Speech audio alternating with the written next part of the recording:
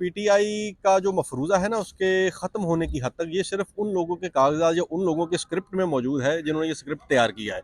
पाकिस्तान तहरीक इंसाफ को इस तरीके से तोड़ा नहीं जा पीटीआई ने सकता। एक पोर्टल ये बनाया इशू है, है ही आप नहीं है। एक पोर्टल बनाया उन्होंने। आपने मुझे अगर जानना है कि मेरे हलके का पीटीआई का उम्मीदवार कौन है और उसका अपना इंतहाबी निशान क्या है, मैं उस पोर्टल पे जाके अपना हलका सर्च करूंगा, मुझे मेरे पास सारी डिटेल आ जाएंगी। और फिर अभी तक आज की तारीख तक पूरी कोशिश की जा रही है उनको कि हर तरीके से कि वो बोर्ड ऑन हो जाए, लेकिन वो कह रहा है कि नहीं जी मैं तो उसी बयानिए पे खड़ा हूँ और आखिरी गेंद पे लड़ने का मेरा है और उसी पे मैं लड़ूंगा। एक दिन में पीटीआई के सोशल मीडिया ने सिर्फ एक दिन में अपने कारकुनों तक वो पैगाम पहुंचा दिया कि हमारे इस हलके में ये वाला वोटर है और उसका ये उसका सिंबल है।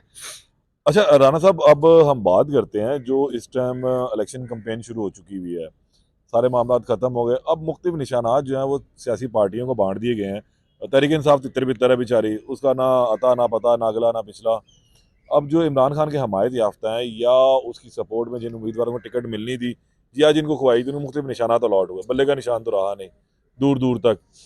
कोई अल्फ़ाबेट किसी को दे दिया गया, किसी को चरपाई मिल गई, किसी को क्या नाम है व्हील चेयर मिल गया। अभी किस तरीके से कैंपेन का आगाज़ करेंगे, क्या अब समझ आ रही है कि वो लोग जीत सकेंगे यहाँ पर? इस तरह एक एक एक यूनानिमस सिंबल के अगेंस्ट इस तरह तितर बितर सिंबल।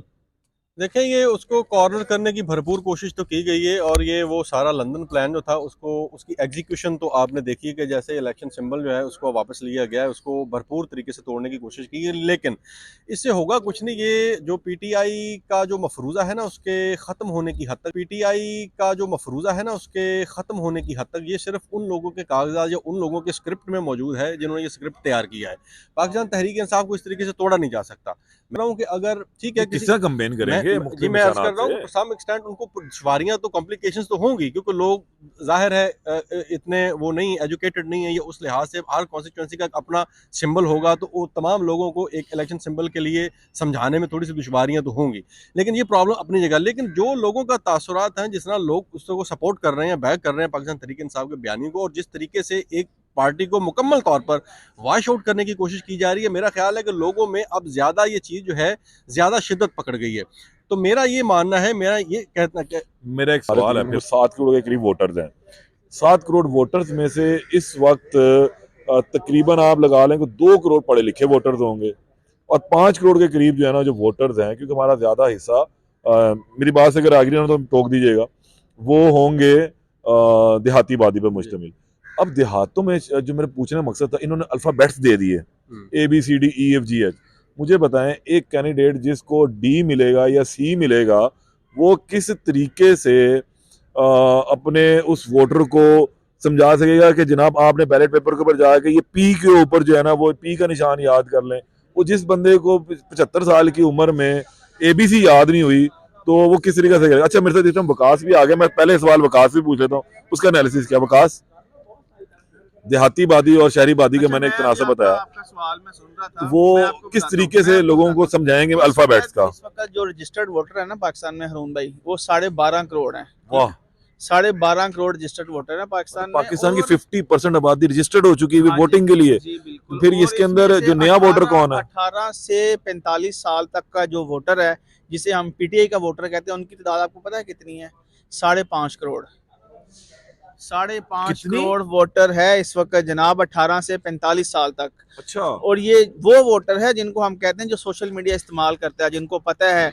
अब आप इंतखाबी निशान की बात करें तो मैं आपको बताऊं कि सिर्फ एक दिन में पीटीआई के सोशल मीडिया ने सिर्फ एक दिन में अपने कारकुनों तक वो पैगाम पहुंचा दिया कि हमारे इस हलके में ये वाला वोटर है और उसका ये उसका सिंबल है। आपको मैं मिसाल देता हूँ, केपी से शुरू करते हैं। केपी में एक बंदे को अलाट हुई चारपाई और उसके जो नीचे सूबाई असम्बली की नशिस्त थी वहां पे केतली का निशान अलाट हुआ। अब पीटीआई की सोशल मीडिया ने उस चारपाई और केतली को इकट्ठा करके चौंक पे लगाया, वहां पर पीटीआई के झंडे का उसको रंग दिया और वो पूरे हल्के में उसे घुमा दिया। वाह, ये तो ठीक है। वो जो असद जेलम में असद मियाँ जी की दाल थी ना, वो जाते हुए खान साहब रुक गए थे असद उमर साहब और जो है उन्होंने जनाब वहां पर चाय और वो बैठ के आगे हो जाए रहा था, वो उन्होंने असद बैठ उमर के को वहां पर चाय पी, तो हमें वो चला रहा है फिर बंदा। असद कैसर साहब को व्हील चेयर का निशान दिया गया। अच्छा, असद कैसर साहब के एक जो बेटा है वो मजूर है, उन्होंने अपनी जो इंतहाबी मुहिम का आगाज किया है, उन्होंने एक काफ़ी सारे मजदूर बच्चों को इकट्ठा किया, व्हील चेयर से अपनी कैंपेन का उन्होंने वाह। आगाज किया।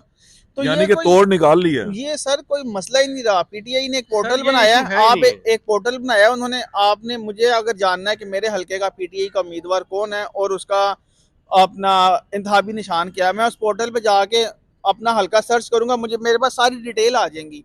पीटीआई का सोशल मीडिया सर इस वक्त जो जहां से दूसरी जमातों की सोच खत्म हो रही है वहां से वो काम शुरू कर रहे हैं। तो ये तो अब आप छोड़ दें कि ये कोई मसला, अब मसला सिर्फ पीटीआई को नुकसान ये हुआ है कि जो 266 मखसूस नशिस्तें हैं, यानी अब जो मैच है वो 66 से, दूसरी जमातें 66 से शुरू करेंगी और पीटीआई 1 से शुरू करेगी। यानी वो जो कहते थे ना कि हम जीरो से आएंगे, लेवल प्लेइंग फील्ड होगी, वो नहीं है। नून लीग के पास 66 सीटें पहले से मौजूद होंगी मखसूस जिसकी, पंजाब की मैं बात कर रहा हूँ। पीटीआई 1 से शुरू करेगी, यानी कि 66 का मुकाबला अब 1 से है। तो ये सिर्फ मसला है, इसके अलावा इंतखाबी निशान का कोई मसला नहीं है। हाँ, अब देखना ये कि क्या पीटीआई को उस तरह से कैंपेन करने की इजाजत मिलती है या नहीं मिलती, ये राणा साहब आपको बताएंगे। अच्छा राणा साहब, ये बात अभी इसने बड़ी जबरदस्त की कि उन्होंने अपनी कैंपेन का आगाज कर दिया और सोशल मीडिया पहले से एक्टिव हो गया, मुस्लिम निशानात जो बड़े पोर्टल बना दी।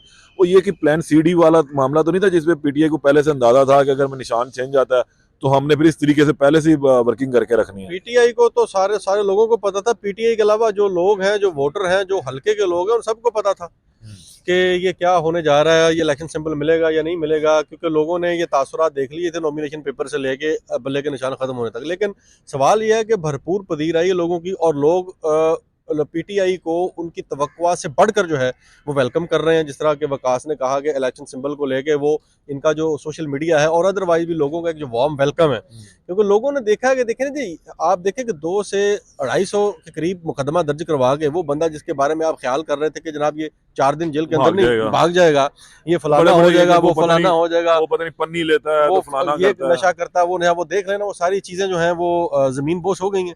और फिर अभी तक आज की तारीख तक पूरी कोशिश की जा रही है उनको कि हर तरीके से कि वो बो डाउन हो जाए, लेकिन वो कह रहा है कि नहीं जी, मैं तो उसी बयानिए पे खड़ा हूँ और आखिरी गेंद पे लड़ने का मेरा है और उसी पे मैं लड़ूंगा। तो इसमें हरून भाई, जो अब हम देहात और शहरी इलाकों की बात कर रहे थे ना, अब जो मोबाइल है ना, इसने देहात और शहरी आबादी का फर्क खत्म कर दिया है।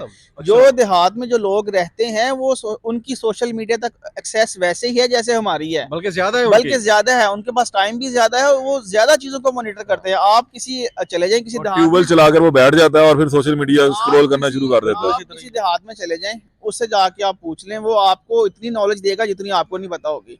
तो ये तो मामला, आप क्यों इस वक्त मसला क्या, मतलब आप ये कह रहे हैं, जो मेरा सवाल था कि लोगों को जो, क्योंकि लोग पढ़े लिखे कम है तो वो अल्फाबेटिक के सिंबल को किसा पहचानेंगे, आप ये कह रहे हो कि वो मसला वहां पर मौजूद नहीं रहा? नहीं, वो मसला बिल्कुल ऐसा मसला तो एक है कि पीटीआई को एक तमाम जो उम्मीदवार उनको एक निशान अलाट होना, हर उम्मीदवार को अलग अलग निशान अलाट होना, ये मसला तो है, लेकिन उसको कवर अप बड़े अच्छे अंदाज में कर रही है। उसकी वजह यह है कि पीटीआई का सोशल मीडिया बहुत एक्टिव है और लोग वैसे ही पीटीआई से जुड़े हुए हैं। आपने देखा कि जिस रात ये फैसला आना था, मैंने सिर्फ 2 चैनल्स को देखा।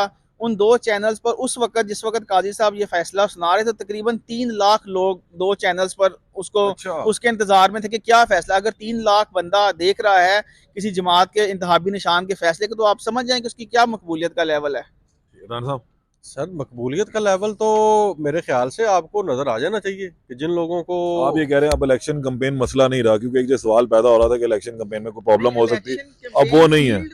फील्ड की नहीं, अभी जो दूसरी, अभी हम फील्ड वाले तो मैटर पे बाद में जाएंगे, क्योंकि अभी तक ऐसा कोई केस रिपोर्ट नहीं हुआ, अभी तक ऐसा कोई केस रिपोर्ट नहीं हुआ अभी लाहौर के हद तक। कैंपेन में केस रिपोर्ट होंगे जी, अभी जब होंगे तब वो तो एक अलग मैटर है। शुरू हो गया ना जी। शेर अफजल मरवत गया कराची, उसने कैंपेन किया, वहां पर रात को उनके कन्वेंशन पर पुलिस ने चढ़ाई कर दी है, 15 डाले लेकर पुलिस पहुंच गई है वहां पर, उनका कन्वेंशन उन्होंने तहस नहस कर दिया। लेकिन उसके बावजूद आप कल देखें कराची में जो कन्वेंशन हुआ है, अगर आपको उसके विजुअल्स देखें आपको लग समझ जाएगी।